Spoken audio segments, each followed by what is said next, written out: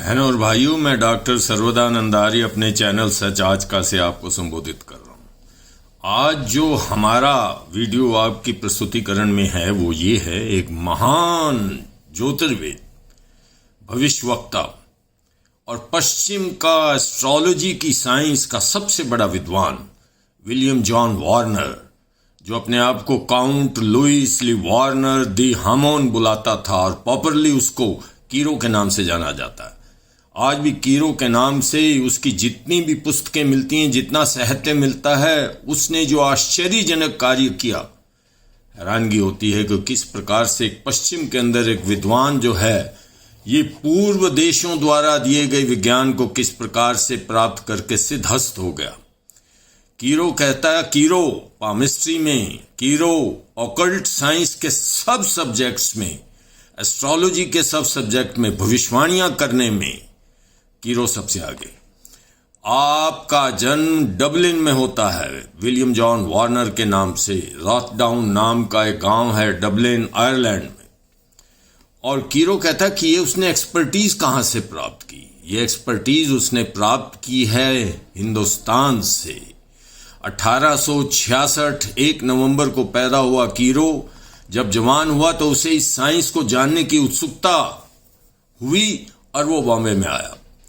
और बॉम्बे में आकर वो एक अपने गुरु से मिला, जिस गुरु को नाम तो नहीं बताया, चित पावन ब्राह्मण कल्ट से था, महाराष्ट्र के कोंकण इलाके में। तो कीरो ने उस गुरु से शिक्षा प्राप्त की और इस विद्या को प्राप्त किया और लंदन वापस चला गया। लंदन वापस जाने के बाद कीरो ने भविष्यवाणियां करनी शुरू की और उसके यूरोपियन और अमेरिकन क्लाइंट्स बहुत थे। 19वीं और 20वीं सेंचुरी के अंदर ये महान हस्तियां थीं जिन्होंने उससे सलाह ली और पूछा। Mark Twain, W.T. Stead, Sarah Bernhardt, Mata Hari, Oscar Wilde, Grover Cleveland, Thomas Edison और Prince of Wales, General Kitchener, William Ewart Gladstone, Joseph Chamberlain. ये कुछ हस्तियों के नाम हैं जो सलाह लिया करते थे, अपने भविष्य के बारे में जाना करते थे कीरो से। और कीरो ने जो भविष्यवाणियां की वो लगभग सारी की सारी सच्ची हुई।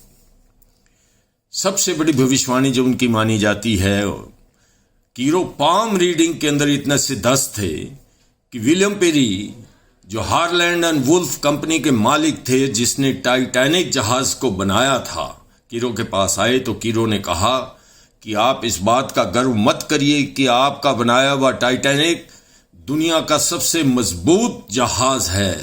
बहुत जल्दी आपको एक दुखद दुर्घटना के बारे में पता चलेगा और ये टाइटैनिक डूब जाएगा। और मित्रों, ऐसा ही हुआ। एक बार क्या हुआ, दूसरी भविष्यवाणी जो उसके बारे में बड़ी मशहूर है वो ये है कि कीरो के पास एक हथेली का चित्र भेजा गया और उसे कहा गया कि कीरो, आप इसके बारे में क्या कहते हो।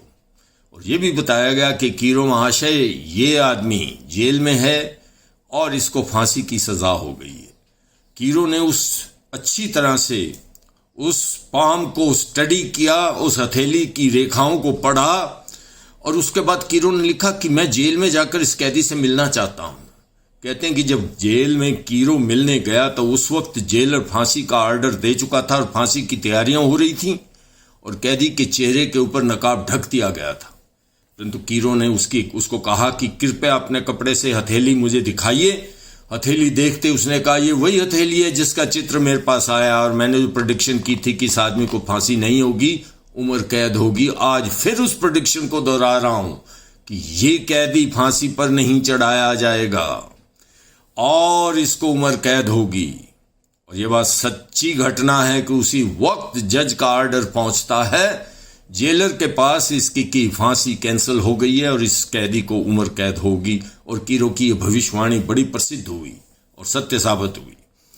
किंग एडवर्ड 7 जब ये प्रिंस ऑफ वेल्स थे, बिल्कुल मृत्युशैया पर पहुंच गए थे, कीरो को बुलाया गया। कीरो ने इनकी हथेली को देखा, इनके मस्तिष्क की रेखाओं को भी पढ़ा और उन्हें कहा कि आप प्रिंस अच्छी हो जाएंगे, बहुत जल्दी अच्छे हो जाएंगे और इंग्लैंड के महान राजा बनेंगे। और ऐसा ही हुआ, मरता हुआ राजकुमार स्वस्थ हो गया और किंग एडवर्ड 7 के रूप में इंग्लैंड में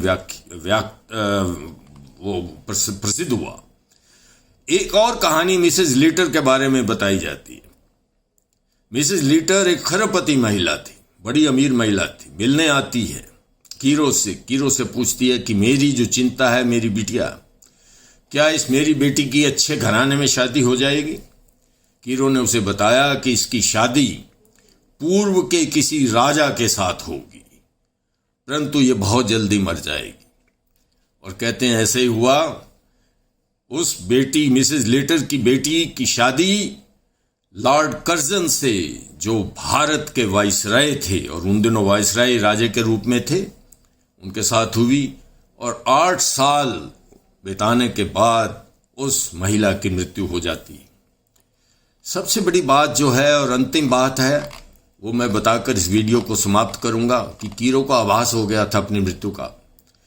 हॉलीवुड में थे, अमेरिका के अंदर, और उन्हें पता लग गया कि अब मेरी मृत्यु जो है बहुत नज़दीक है। 8 अक्टूबर 1936 का दिन था। होटल के कमरे में मृत्यु शैया पर पड़े थे। इन्होंने अपनी नर्स को कहा कि तुम बाहर चली जाओ, इस वक्त 1 बजने वाला है, और बाहर जो गैलरी में घंटा लटका हुआ है उसकी तरफ देखो, और जैसे ही वो घंटा आवाज करता है मेरी मृत्यु हो जाएगी। कहते हैं कि वो नर्स बाहर आई। वॉल क्लॉक थी, 1 बजे था, 1 बार घंटे ने बजना था। घंटा पूरे 1 बजे, 8 अक्टूबर 1936 का दिन, घंटा पूरे 1 बजे, 1 बार नहीं 3 बार बजा। और ये बड़ा आश्चर्यजनक बात थी। और जैसे ही वो घंटा बजना बंद हुआ, नर्स अंदर आई और कीरो जो है इस दुनिया को छोड़कर जा चुके।